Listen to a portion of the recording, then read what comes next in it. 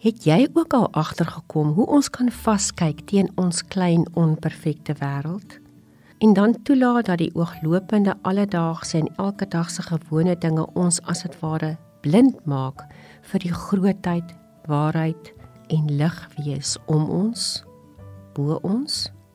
Ek staan op en sien die vuil kol op my mat, wat my sommer net weer vies maak, omdat ek al lankal dit moes skoonmaak. Toe kyk ek op en sien die son se ligstraalstreepies teen die plafon. En ek dink, God is hier. Ek maak tee en toe besef ek geïrriteerd dat ek alweer vergeet het om melk te koop. En op daardie oomblik koer die oggendduif sy hallo sê en sien ek sy glashelder mooi oë. Oë wat sê, drink tussen die vergetelheid die melodie van vrede in, want dis wat regtig saak maak. En ek besef, God is hier.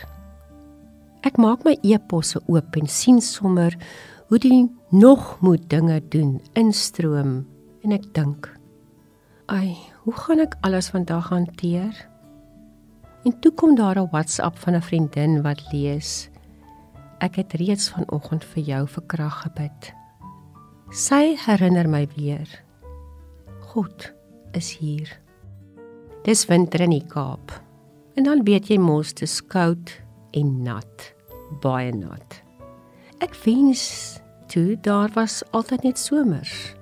Somers wanneer oorkoepelende en onbeskryflike sagte son in ons harte kan skyn.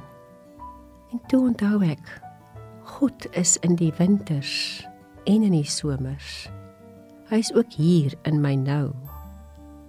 Dis nie vreemd dat ek en jy God miskyk en soms selfs wonder waar hy nou in hierdie situasie van my lewe is nie.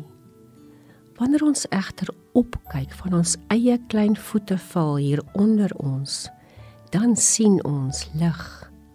Dan sien ons lig op onverwagse plekke, ongewone omstandighede, op verrassende, oogvang maniere. Mag jy vandag met verwagting ingaan.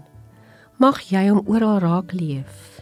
En vanaand, elke aand, mag jy terugkyk oor jou dag en dan sy klein wegsteekstrale dwars deur jou dag raak sien.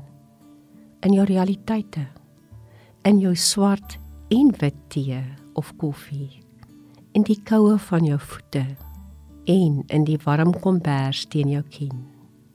Mag jy opkyk. Kom ons bid saam.